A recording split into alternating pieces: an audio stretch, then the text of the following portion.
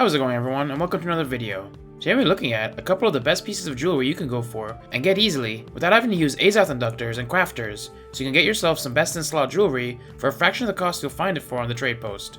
But before we get into that, please consider giving the video a like and subscribe to the channel. It helps out massively. Now, let's get into it. I'll start off with a caveat that best-in-slot is different for everyone, depending on their playstyles and builds. Plus, everyone requires something different, but in this video, I'll be looking at jewelry that works for almost every build. So for example, for rings, how most people want to have Hardy on their rings, for their builds, for the third dodge roll before exhaustion. Therefore, all the rings I'll look at in this video will include that perk on it. I'll also try to make sure every piece I recommend has either Amplify or Constitution as its attribute, so all builds can use it. However, I will not go over any artifact jewelry in this video, as those are build-defining items that you should decide on based on how you play. I will include a picture of all the current jewelry artifacts that are in New World though, now and at the end of the video, so you can check them out and decide on which you want to go for your build. They are also all pretty easy to get, so you should for sure look into having one of your jewelry pieces as an artifact. With all of that out of the way, let's start off with a couple of amulets. Feel free to use the timestamps in the video to jump to specific pieces of jewelry you're looking for. For amulets, we're mostly been looking at pieces that have a combination of health, divine, alchemist reprieve, or something like refreshing recovery or stamina recovery, as these perks will massively boost healing in any build or give good survivability. First up, for amulets, we have a really great named piece in the Life Ring Amulet. This drops with the perks Health, which gives you a plus 7% to your max health, and Divine, which gives you plus 10% health from all incoming healing effects, which is by far one of the best perks you can get on an amulet. From there, you can choose any of the perks you see on screen for the third perk at the Gypsum Kiln. But I like to go with Alchemist's Reprieve, which gives a plus 10% to healing from potions, which just turns this amulet into a beast when it comes to making my healing as effective as possible. When you farm for this piece, you're going to want to be in a group, as it's very difficult to solo, but don't worry, the next amulet will be a lot easier to solo. When looking for a group, you'll see people advertising in a recruitment chat saying something along the lines of X up for life, or X up for life ring. Simply join the group and get to grinding. To start, you're going to want to head over to Torto Riven, as seen on screen, over in Eden Grove. This particular amulet drops from all of the 3 bosses in this spot: Entropy, Abiogenesis, and Malevolence. So you've got multiple chances at it per run through. What's also nice about this grind is that there's a timer in the top right by your quest tab on when the event will restart over, so it makes this really great to do AFK on the side while doing other things, simply coming back whenever the timer is done counting down, finish off the mobs, and then go back to being AFK. There's also 3 elite chests you can pick up from this area after your first kill, for some added gold out of the grind. For the most part, 3 bosses within the event have the same drop table, except for a couple of useless items. Other than the amulet, you can be looking for the Monoestia's tuning orbs, Armorer's shoes and Concoctor's gloves, if they have any value on your server, the legendary mount strap, powerful cleansing talisman, any kind of wood grain gear, which is a pretty nice ring for certain builds, plus some decent weapons, and the armor is very good for tanks, or any other pieces from the Life Ring set, which most pieces can be very useful for certain builds, with the earrings being pretty great for almost any build. The armor also is pretty great for any builds focused on nature damage. But let's look at another great amulet you can go for that is a lot more easy to solo in case you can't find a group for Life Ring in your server, and that's the Corrupted Progenitor Amulet. This is an amulet that drops with health, so you get your plus 7% max health and refreshing recovery, which will reset all of your ability cooldowns when your health drops below 50%, which can be a real lifesaver if you're trying to get away or get some extra healing in a fight. For the third perk, you can choose any of the following at the Gypsum Kiln, but I like to go with either Stamina Recovery, which will give you 105 stamina when hit below 50% health, to aid in any retreats I need to make, or Alchemist Reprieve, for the plus 10% healing from potions, if I rely on my health potions a lot. My favorite place to grind for the amulet is over in Limbus Cavatus in Shattered Mountain. There's 2 bosses in here that can drop it in Siwang the Immovable and Dao Shen the Unstoppable. They're both pretty easy to solo, and if you keep running back from one to the other as you kill them, you can pretty much grind these bosses out with no downtime. Or, if you want a bit of AFK time, you can just stay at one of them and go AFK between kills. If you're running between the bosses, you might get lost in the cave a couple of times, but once you've done it a few times, you'll get used to the routes to take and it'll be a lot easier to navigate through. This spot also has a ton of mithril ore veins around, so maybe bring some mining gear if you want to do some mining while you're around here grinding. These 2 bosses pretty much have the exact same drop table, except for a few useless 625 legendary items, but Siwang has the Woodworker's Pants, and Dao Shen has the Weaver's Pants. So if either of those have any value in your server, look out for them as well. If you plan to sit AFK at one of the bosses, maybe use the prices of these two items to determine which boss to sit AFK at, because they both have AFK safe spots to sit at if needed.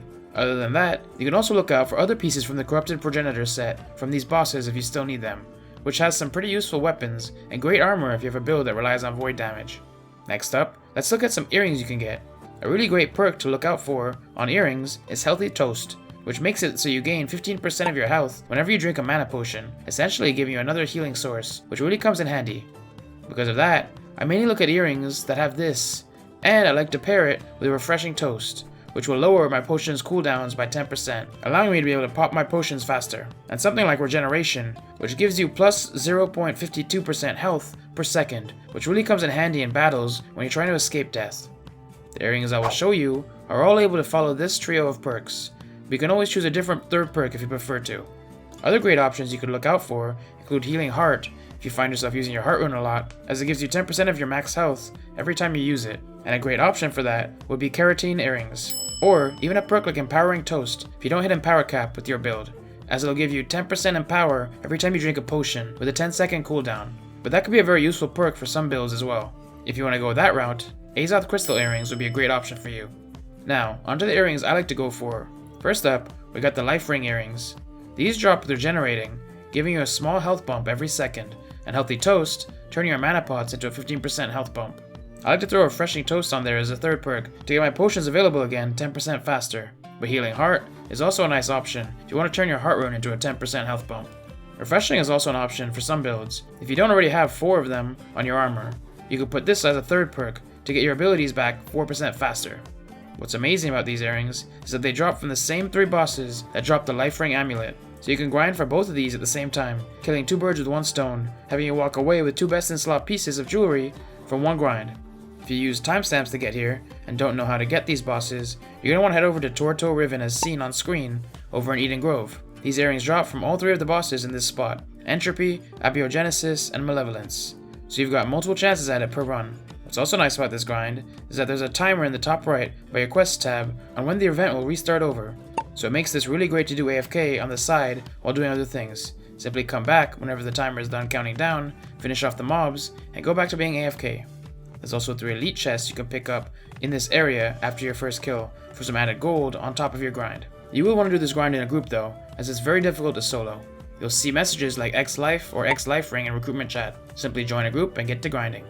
If you'd like to hear more about these monsters' drop table and what to look out for from this grind, then head back up to the first amulet I mentioned in this video for more information on that. Next up, if you can't find a group to farm out Life Ring Earrings with, we got Life Loop, which contain the same 3 perks, but is a lot easier to go after as a solo player. This drops with Refreshing Toast, so your consumables cooldowns will be 10% faster, and Healthy Toast, turning your mana potions into a health pot for 15% of your base health. For the third perk, I usually go for Regenerating to get those little bumps in health every second, but Healing Heart Rune isn't a bad option if you find yourself using Heart Runes a lot, as they'll give you 10% health every time they're used. These earrings drop from General Crassus in the Ennead, on any difficulty.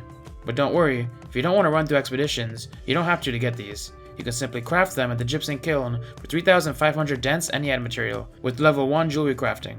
You get 3,000 dense Ennead material per season pass from the free version alone.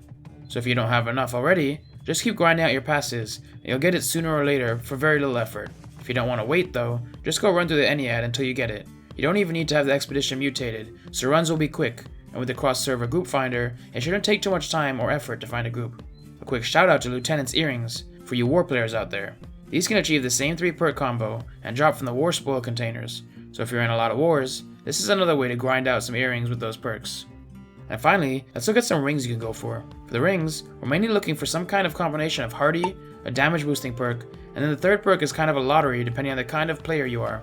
If you're only into PvP, going for something like Invigorated Punishment could be good if you're the kind of player to have lots of buffs on you at once. You would then increase your damage output. Or Mortal Empowerment could be good for lots of damage if you're a musket player who does a lot of wars and gets lots of kills in quick succession from distance.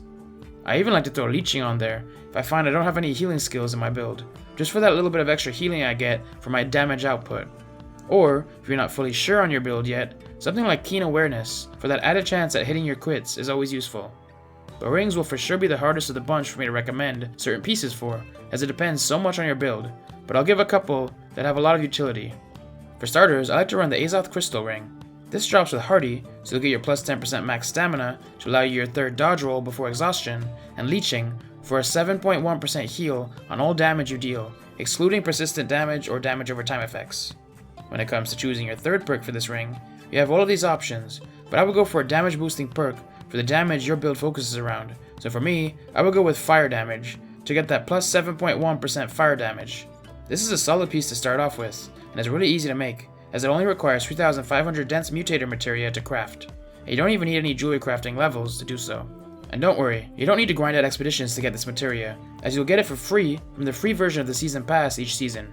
You get at least 2,000 of it per season on the free track, so if you've been playing for a bit, you should have enough already. If not, just grind out the tracks, and maybe do a couple of expeditions as well if you need a little bit extra.